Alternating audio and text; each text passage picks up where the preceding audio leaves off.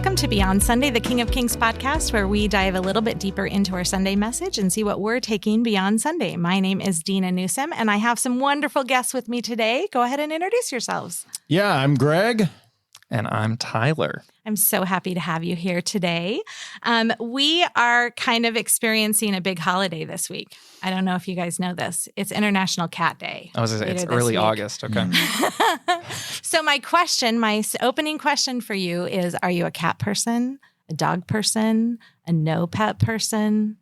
What do you think? I'll go first, Greg. I'm allergic to cats, severely allergic to cats. Our neighbors, when we lived in Connecticut, we just moved to Fremont, 6 weeks ago. Awesome people, but I couldn't be in their house longer than an hour before my eyes started getting very itchy and throat, that sort of thing. So the only value that our neighbors' cats provided was that it roamed the neighborhood and rid our house of mice. So that saved us on some rodent control bills. There you go. But yeah, 100% dog people. We have 2 dogs. My wife has always had dogs, and we anticipate always having dogs. Yeah, we're no pet people. We do have 2 parakeets, and if anyone listening would like them, you can have them. They're wonderful animals, and they would fill your home with joy. Are these talking birds? No, they're just parakeets. They're just very loud at 6 a.m. Oh, no. And they don't come out of the cage, so that is kind of nice. But birds are really messy and gross. So yeah, I sometimes think I could do a dog, but then I see people with their dog throwing up or their dog going to the bathroom in the house or the vet bills, and I realize I don't want any of that. So, and then if it's a dog where it's licking, water's dripping from its face, I don't want that either. So I think we're pretty entrenched that we will never own animals. And I'll save my comments about cats just because I should. I have found 80% of the pastors I know are cat haters. I didn't say Is that. there something that... Don't put words in my mouth, Dina. I never said any of... Our cat dislikers. I just said... Who acquired the birds in your house? That's what... Macy, and I won't share my view on this because it's a disagreement, but Macy had a friend that wasn't even a friend. She was a senior. Macy was a freshman. She was going to college and said, "Would you like my birds?" And then apparently I said yes. And so they're supposed to only live 3 to 5 years. And when we got them, they were supposed to be about 3 or 4 years old. So hopefully they're well into their aged season. You're just writing it out. Yeah, it'll be interesting. Macy goes to college, and then Tessa's supposed to theoretically be the one who cleans up after the birds coming here. I have low belief that will actually happen. So then we'll see what happens because I will not clean up after the birds. So, nor will Lori. I am a dog and a cat person. I have a dog and 3 cats. I grew up a dog person, thought I would never be a cat person, moved in with roommates when I was in college that had cats and I like cats. Cats don't care if you're there or not. Yeah. And I like that independence about them.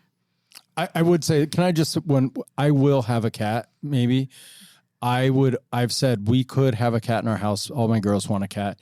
But I've said the only cat I will get is I want one of those hairless Sphinx cats. So I would have a hairless Sphinx cat. They supposedly behave like a dog and clean like a cat. Plus they're a great story. And then for people that are they're ugly, I'm listen, when we have children, sometimes our children aren't attractive, but we still call them beautiful. So they're if fun. One of our listeners has a hairless cat that they would like to gift you, that would be appropriate. Yeah, I would take it. You heard it here first. I would, depending on the age and making sure it has 0 vet problems. If it's over halfway through its life, that's then right. That's right. Remember, that I'm seems to be the Griffith I'm a household. 80s, 70s person, so the whole vet pay $40,000 for an animal is not how I was raised. Me also. So, all right, so Switching from this, International Cat Day celebration to our message this week, Pastor Mark Zhender joined us on Sunday at our Millard campus to preach his sending message for Pastor Roger Theimer's retirement. And it was a great message. What are you guys taking beyond Sunday from this message? Yeah, real quick too, just since it is International Cat, Pastor Mark is deathly allergic to cats. Oh, seriously? I didn't know that. Yeah. So what about great Zach? transition. Is that, I don't know, is that a genetic trait? Is our allergies genetic? No Can't idea. say I know. No idea. Yeah. But the question is, what are we taking What beyond are you Sunday? taking beyond Sunday from his message, No Lower Calling? Yeah, I got to say, I rarely remember a message title. For me, like when they say my title, rarely does it ever stick with me. I was telling Mark actually today, he and I had lunch, and I said that No Lower Calling title, I will never forget that. That was a really well done. And so one, I just loved how he reversed that, because generally we think, Pastor, no higher calling, and he took it to what you never would have put it at, and then so beautifully connected to that it is just a great calling to serve Jesus and to serve others. And then did a really great job of honoring not only Roger, but the impact that God has used Roger and King of Kings for here. So it was well done. The first thing I took beyond Sunday was, Greg, you mentioned you're a child of the 70s and 80s. I'm not. Grew up in the 90s, and so I had no idea who Lurch from the Addams Family is. So I did a quick Google search, and I was like, oh, okay, I got it.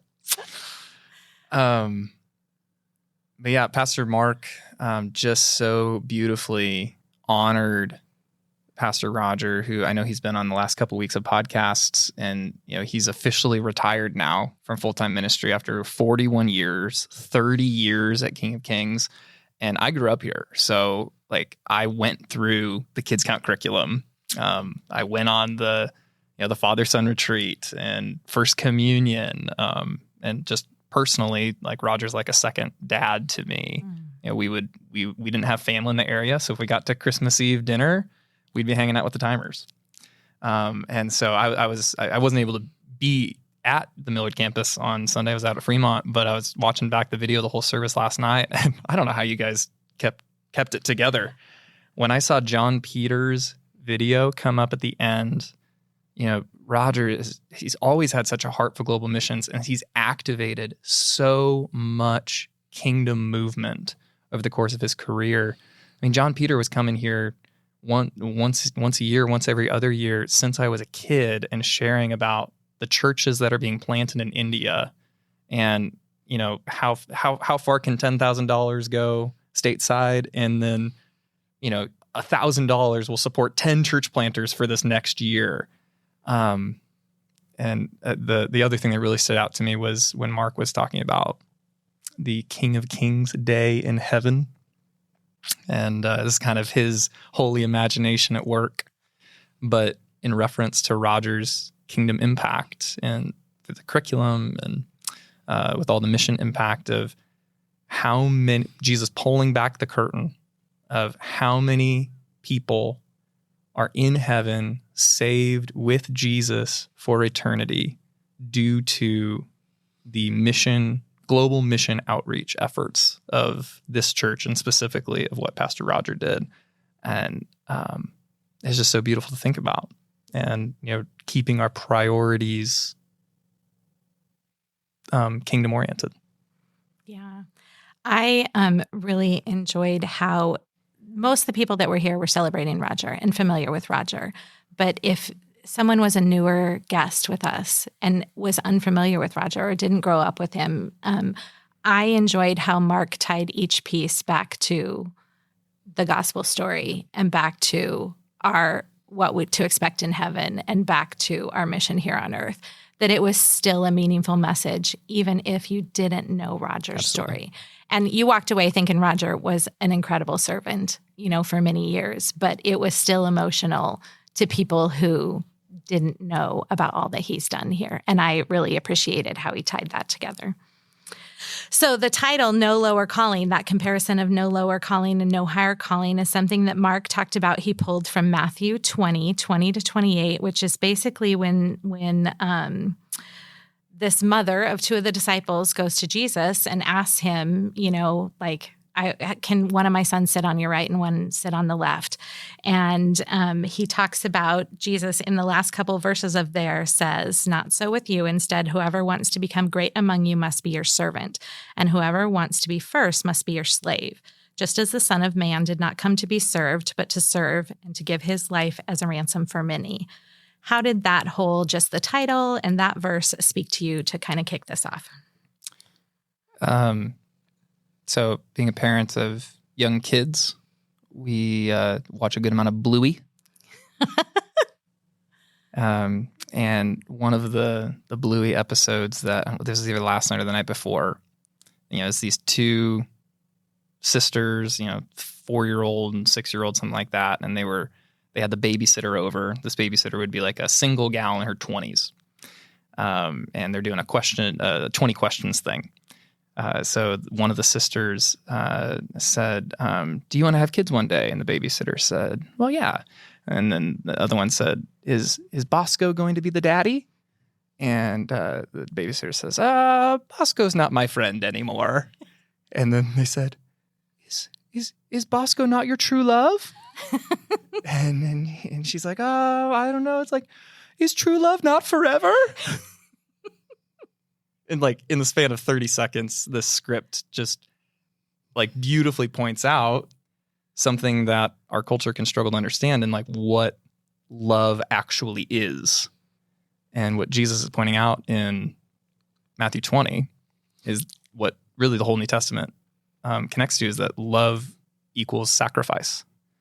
And Jesus's love, the Father's love to us, is most shown perfectly on the sacrifice of Jesus. But now our love to God and to the world is not marked by our feelings, although certainly feelings are part of how God made us, but it's marked by our actions. And so by Jesus taking that no lower calling, the place of a servant, give his life for a ransom, as a ransom for many, now we're called to do the same in being people that are laying down our lives for the sake of others. Yeah, I as a dad with 2 teenage daughters, I'll have to look up who this Bluey person is. Bluey and Bingo. No, it's really interesting. I couldn't help but think, I was just with a couple friends of mine who have been walking through some tragedy over the last 14 months, and he and I were talking, and one of the things he was talking about that made me really think differently, and especially in this realm of where our service and what our good works do. We generally think of our good works as far as not only our actions, but what are we doing as the checklist to do these things. And he posited it in a different way. He said, Greg, I can't help but wonder if the rewards and our good works will be measured not to get us to heaven. He doesn't believe that. But he said, but will be measured in how we made others feel. How did our works make others feel? Did they feel honored? Did they feel loved? Did they feel valued? Did they feel cared for? And I was thinking back to Tim Keller, who said in one of his messages, it's really easy to give money. It's really hard to give time. And yet your time says to the person, I really love you.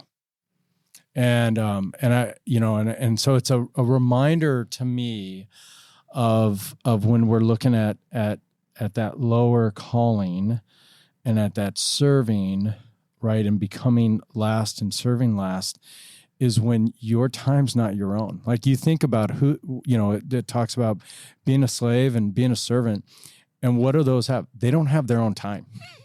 Their time is based on what someone else desires. And we kind of often put that as like doing all the things. And I was like, oh, interesting. What if your time actually then speaks that? So it's something I'm noodling around with in how am I serving in how do I make others feel, not only my wife and my kids, but even those who I would consider least in my life. Dina, I'm struck by, based on what Greg just said, you said that it can be easier to give money than our time.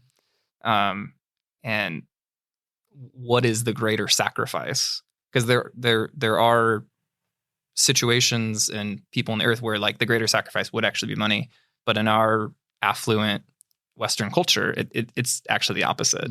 And so being willing to truly follow the example of Jesus and lay our own lives down, like, and Mark did this so well. You referenced the no lower calling, and he just said that the no lower calling and the no higher calling are indeed one in the same, as Jesus just redefines what being great is and what success is in the kingdom of God. And it's always others focused. You know this as running so much of our guest experience here on Sundays, is it's always others focused. Amen. Yeah. So Pastor Mark kind of highlighted 3 different pieces of the no lower calling. And the first one that he talked about was no lower calling leads to no grander vision. What stuck out to you about that? Yeah, I think when we have this, right, you look at, and you look in the eyes of Roger, who I've always said from the day I've gotten to just a peak of this man's life. And Roger, in our Lutheran church circles, Roger's nationally known. Everyone's heard of him. I've always said, that man, the Spirit has used that man to bring more people into heaven than any other pastor that I've ever encountered. But I think the grander vision, when I think about that, is the reminder, and I love that Roger had this, the reminder of the grander vision of, do whatever it takes in order to reach people that don't yet know Jesus. And he sacrificed a lot. I mean, it's kind of a joke, but he did. He sacrificed his time. He was up at 3 a.m. He was in bed at 11 p.m., 12 p.m. There were days, you walk around here at King of Kings, and maybe this is not what we would classify today as like healthy ministry spots, but there's a reason you find little spots in King of Kings where there's clothing and toothbrushes and stuff, because Roger had spent all night here working. And so he sacrificed a lot because he saw a grand vision to reach people that don't know. Okay, so I'm curious. Do you guys remember the I think it was a video, but with a list of countries? Yes, that's what stuck out to ascended? me. Yes. Okay. Yeah. Did either of you know what the country, or I don't know if it is a country, Vanuatu? Had you heard of that before? No, there's a lot of countries I haven't heard of. I think it's in I'm not a geography Oceania area. I had to look it up. I had never heard of it before. But when you think about no grander vision, and because Roger gave himself and has given himself and is giving himself to a God-sized vision, and Greg, I see that in you as well, and certainly under Pastor Mark's leadership for all those years at King Kings, in terms of like, we don't want to be limited by our human-sized aspirations, but Lord, give us your dreams. And what is it? Ephesians chapter 3, verse 20, God is able to do immeasurably more. You can't even measure it. Immeasurably more than we ask, think, or imagine, according to the greatness of his power and what he's worked in his resurrection. As I think about myself, like the gravitational pull in just kind of everyday life is always on self. And I think the gravitational pull is to a lower vision, and like, how am I going to get through today? And, what do I need? And just the mind of like, oh, I'm hungry. That's sort of like, obviously the Lord cares about the small things and the big things. But to be able to give space for the Lord to expand our horizons and wow us. I'd be curious to ask Roger now, What did you see happening when all of this started 30 years ago? I don't think he went into it with the plan of let's go reach Vanuatu. Yeah. But he took steps of obedience, faith-filled, and then the Lord came through with what only he could come through with. Yeah. I really liked how Mark tied this to the idea of the disciples, where Jesus walked up to them and basically said, come and follow me. And they were like, okay. And a couple of them left their dad in the boat and went. And I just am trying to picture that in today's world and how insane that sounds to just, okay, I just met this person, but there's a vision for what this is going to be. And the list of credits of countries, I wonder when Roger first sat down and said, hey, I think we should write a curriculum. Like, did he even imagine that was going to be the case? The thousands of kids that were affected. Can I interject a question? Yeah. So Greg, one of your God-given responsibilities here is stewarding vision. What are some practical steps or things that you do to give space for God to breathe vision over our ministry? Yeah, I mean, one, I bathe in prayer, and especially about non-specifics. So I preach this, but I pray every day at 12:34, and it's for Campus 1, Campus 2, Campus 3, and I name those by name. Campus 4, I just say Campus 4, wherever that may be. And then I also hold everything loosely, and then pray that the vision that's there is not only from God, but then if it is from God, it's going to be much grander than I expect. And so then I hold loosely in the reality of saying this will get bigger than I can even fathom, imagine, or explain. And so sometimes I love Andy Stanley in his book Visioneering.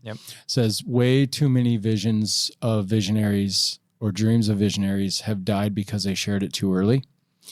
And I take that as A, yes, but then B, sometimes when you share, people want to know all the details of exactly what this will look like and how it will happen.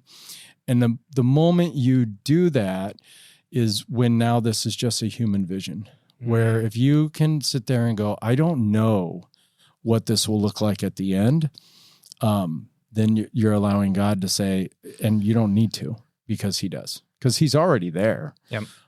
Yeah. I really think of that piece of things with the Fremont campus, talking about campuses there and how nobody was like, we weren't actively ready for a campus to approach us at that point of, hey, we're a church that wants some help. And just the way things lined up and rolled out to where now you're there, Tyler, and public launch is, coming a month away. Yeah, I just think that's a grand vision that none of us had just yet on earth that God had, that really, there was left space for it. And it happened. I think it's really healthy for us as followers of Jesus to experience renewal in those things, certainly as a congregation, but then also in our personal lives, so that our vision can be lifted to kingdom mindset.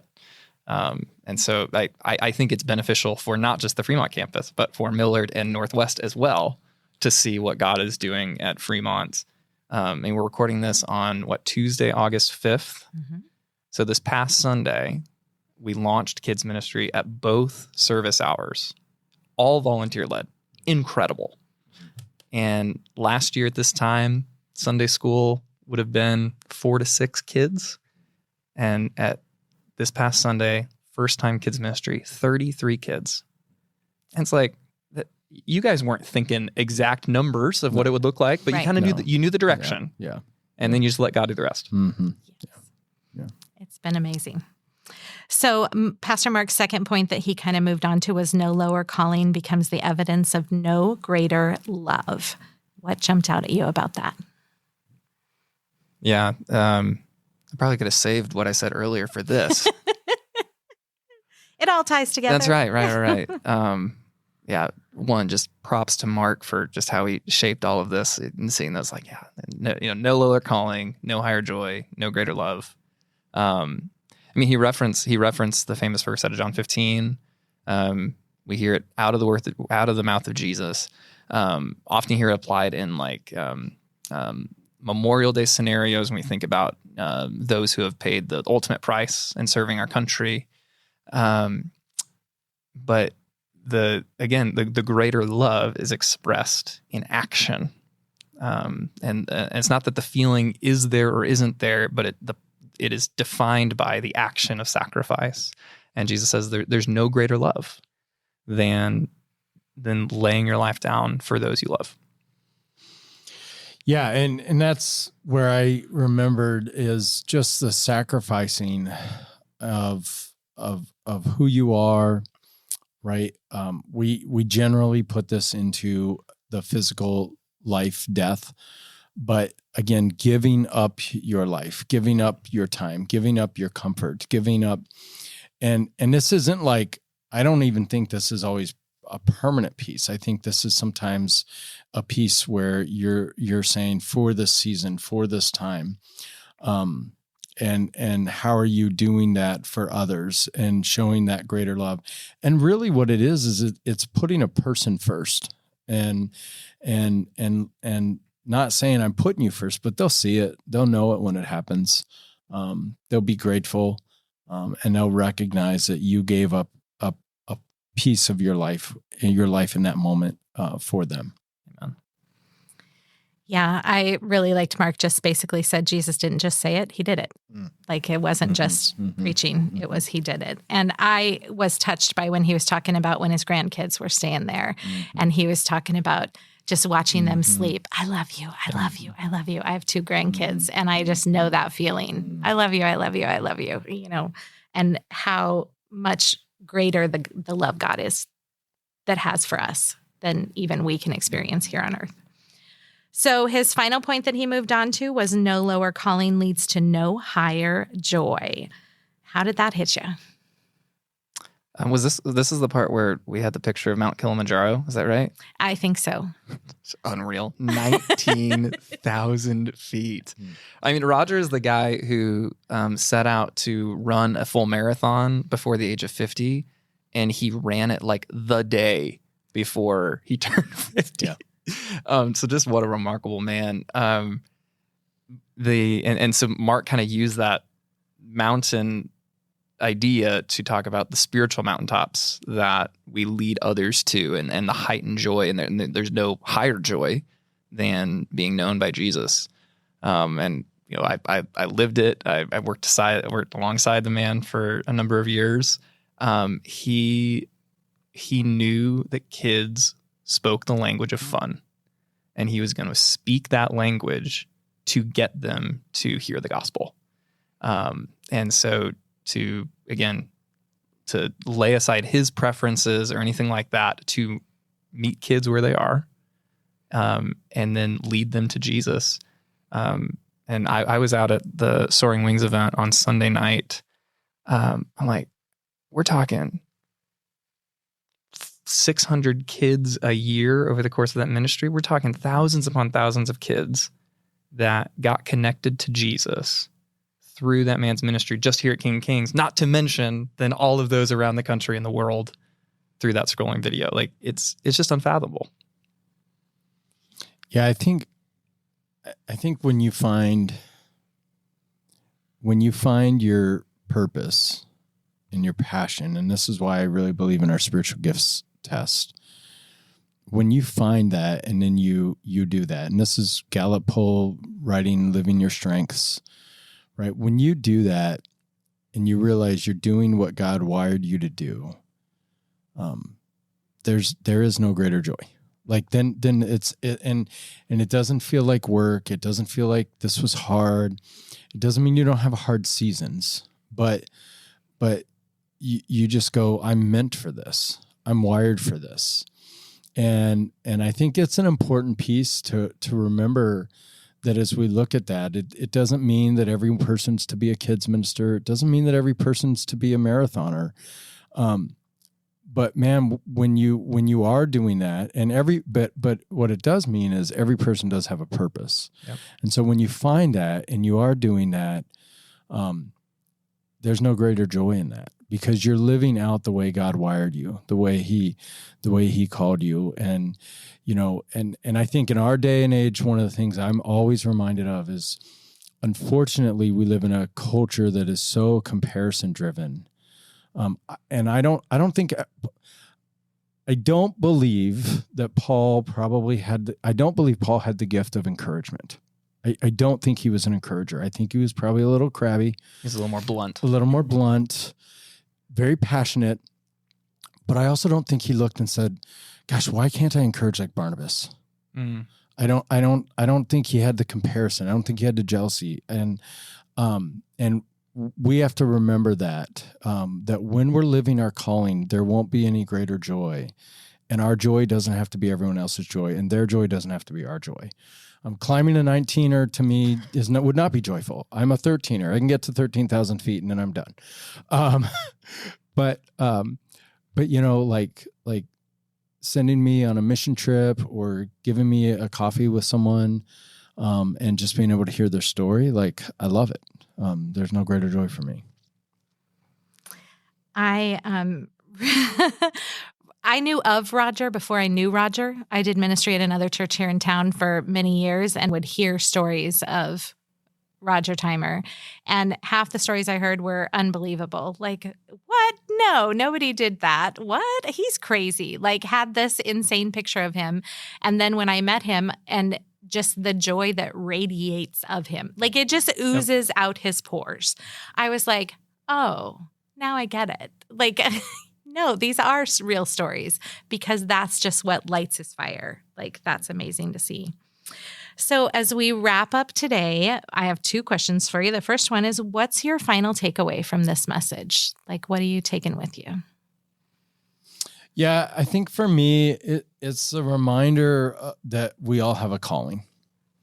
And so how are we living out in that calling to serve? And then 2, I think with Roger, it's a reminder for me of Paul's words, right? A few of them, but the 2 that stick out to me, 3 really would be, right? I rejoice always. I rejoice always. I will say it again. I rejoice for you.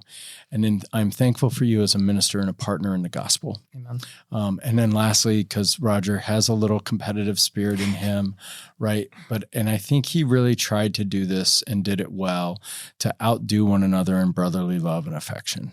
And so I always have heroes of faith that I kind of put up as well. And Roger definitely sits in that.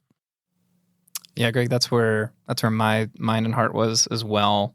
You know, I'm in my early 30s, and it's strange to think about, okay, you know, can I make it doing this and for the next 4 decades of, you know, and so seeing Roger, like, not just tolerating ministry, but thoroughly enjoying his calling, following where Jesus has taken him.